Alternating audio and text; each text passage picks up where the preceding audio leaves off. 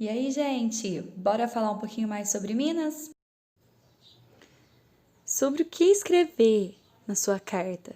Talvez você possa escrever sobre artesanato, falar sobre o artesanato da sua região ou de algo que é produzido por alguém que você conhece. Então, eu vou falar um pouquinho para vocês aqui, explicar a importância do artesanato para o nosso estado.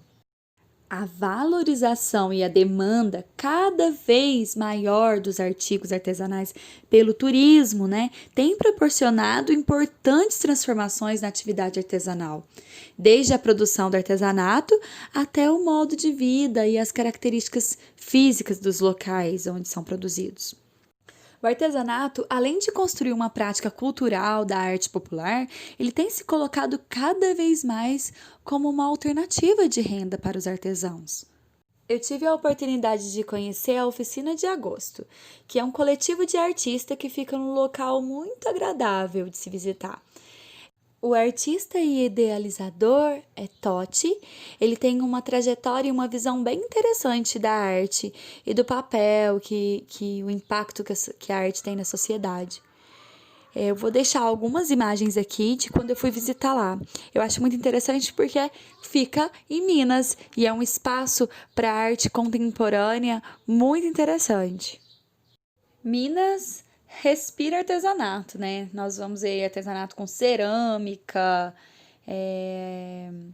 com pedra-sabão, trabalho em madeira, fuxico. A gente encontra também trabalho em palha de milho, trabalho em madeira entalhada, né? Tapetes. Agora eu vou mostrar para vocês algumas imagens da minha última viagem a Bichinho. Bichinho é um povoado, é um vilarejo pertinho de Tiradentes e possui muitas lojas de artesanatos, ateliês, oficinas, alambiques. É muito interessante conhecer Bichinho, inclusive. Vou mostrar para vocês um pouquinho do que eu vi por lá.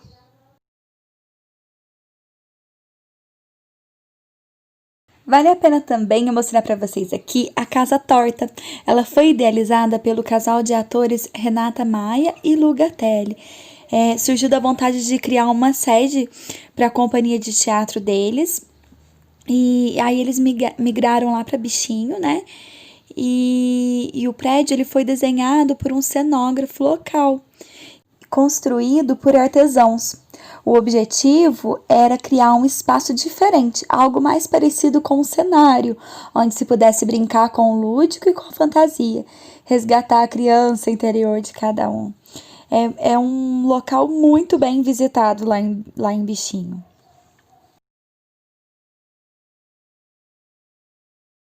Vocês já ouviram falar em Clube da Esquina?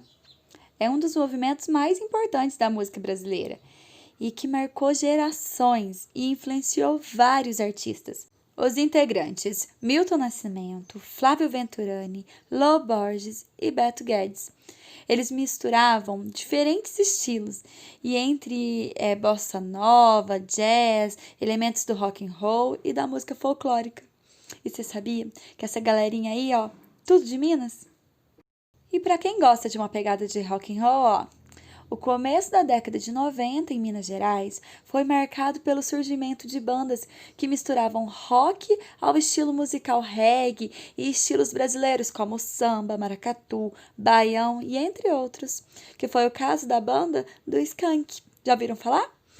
Já no final da década, com a influência do pop rock, soul, funk, surgiram outros grupos mineiros, como Jota Quest, Tia Anastácia e Pato Fu. E agora, bora falar um pouco sobre o barroco mineiro, que é a versão peculiar que o estilo barroco desenvolveu no nosso estado, no início do século XVIII e o final do século XIX. O termo usualmente se refere à arquitetura desse período, mas teve expressões importantes também na escultura e na pintura. A arte barroca mineira ela é rica em detalhes, cores e ornamentos em ouro. O barroco mineiro ele explorou os materiais típicos da nossa região, como o cedro e pedra-sabão, que foram criando assim uma arte autêntica e carregada de características peculiares. Bom, agora eu vou falar de São João del Rei, cidade também conhecida como Cidade onde os sinos falam. É arquitetura barroca, que remete ao estilo colonial da época, com a exploração do ouro, que foi predominante aqui no nosso estado.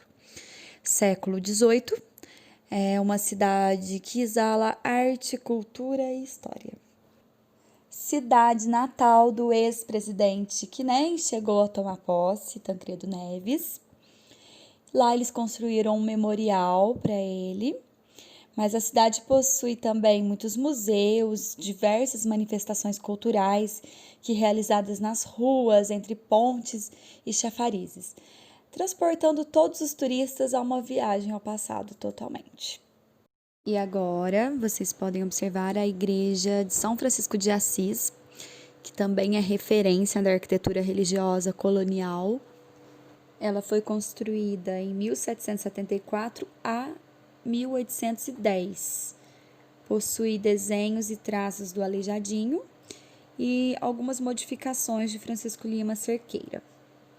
Essa igreja, ela abriga uma obra chamada Monte Alverne, só que por trás dela tem uma lenda que eu vou contar para vocês. Terminada a construção da igreja, os membros da Irmandade de São Francisco de Assis, eles estavam reunidos na casa deles, lá na casa da ordem. Aí eles foram combinar quem haveria de fazer a imagem desse senhor Monte Alverne. Aí eis que nesse mesmo momento aparece um velho mendigo pedindo pousada por uma noite. Aí eles levaram ele para um quarto no porão da casa lá, que estava disponibilizado lá, e aonde esse cara se trancou, ficou lá, trancou a janela, portas, e os membros da ordem achavam que ele estava muito cansado e tal, e foram se passando os dias. Ficou 3 dias lá, fechado. Aí, como durou tudo isso, né, eles julgaram o cara como morto. Arrombaram a porta, mas aí na hora que eles chegaram no quarto, não havia ninguém lá. E em vez do cara lá, né, tava uma escultura representando o Senhor de Monte Alverne, em tamanho natural, no qual a imagem encontra-se até hoje na igreja de São Francisco. Pessoal, lembrando que lenda é lenda, não tem nada comprovado historicamente, tá bom? Mas é importante também a gente mencionar que as lendas fazem parte da nossa cultura, principalmente da cultura mineira, que tem muitas lendas aí, né?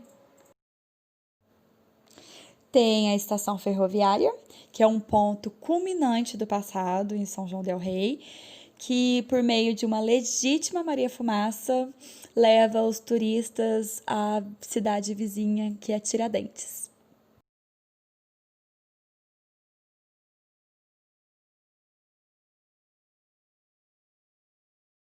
Agora eu vou falar de Tiradentes. Vocês vão ver aí ao fundo a matriz de Santo Antônio, que é o cartão postal da cidade. É a igreja mais linda de Minas Gerais, na minha opinião. Aqui eu consegui fazer um vídeo panorâmico da região, né, do horizonte, a serra, a cidade. E aí dá para vocês terem uma noção mais ou menos de como é essa cidade maravilhosa. E aí termina aqui na igreja. Na entrada é impossível não se impressionar com os lustres de prata e a quantidade de ouro que decoram o altar e as imagens. E tem as obras também de Aleijadinho, né? Que há as esculturas da fachada e da porta, que datam 1810. No alto, a gente encontra o órgão português de 1788 e tem 8 fileiras de tubos e belíssimas pinturas no estilo rococó. Nessa igreja tem mais de 480 quilos de ouro, principalmente dentro na Capela Mor e nos 6 altares. Realmente uma viagem ao tempo. Vale muito a pena conhecer, vivenciar essa arte mineira tão tão maravilhosa e tão bem preservada também. Tiradentes também possui outras referências históricas, como também esse centro, né, o Centro Histórico de Tiradentes, que abriga casa de artistas, restaurantes finos, palco de festivais. Ela é favorecida pelo tombamento como patrimônio cultural em 1938 e manteve o espaço colonial com vielas, sobrados e solares ainda preservados, né, de outros séculos. À noite, eles acendem lamparinas de óleo com mamona, fica iluminado, o caminho fica todo iluminado para os turistas passarem. Tem também o Instituto Mário Mendonça, preservado pelo artista plástico. Ele tem 84 anos já de vida artística, trabalha com arte sacra. Esse espaço reúne mais de 1.000 itens de acervo. É muito interessante também passar por lá. Quero destacar aqui também a importância da Estrada Real. Ela é a maior rota turística do nosso país. São mais de 1.630 quilômetros de extensão, passando por Minas Gerais, Rio de Janeiro e São Paulo. Hoje, ela resgata as tradições do percurso, valorizando a identidade e as belezas da nossa região. A sua história surge ali em meados do século XVIII, quando a coroa portuguesa decidiu oficializar os caminhos para o trânsito de ouro e diamantes em Minas Gerais, até os portos do Rio de Janeiro. Existem muitas outras cidades históricas que eu gostaria de falar aqui, mas o vídeo vai ficar muito longo. Mas eu gostaria de mencionar Sabará, que é uma cidade incrível, cheia de patrimônio histórico, Congonhas, que é Diamantina, tem Brumadinho, Ouro Preto, Mariana, entre outras. Mas interessante é que várias delas são tombadas pelo IPHAN, Instituto Patrimônio Histórico e Artístico Nacional, e algumas são consideradas até mesmo Patrimônio Mundial da Humanidade, como Ouro Preto, Congonhas e Diamantina. Espero que tenham gostado. Até a próxima!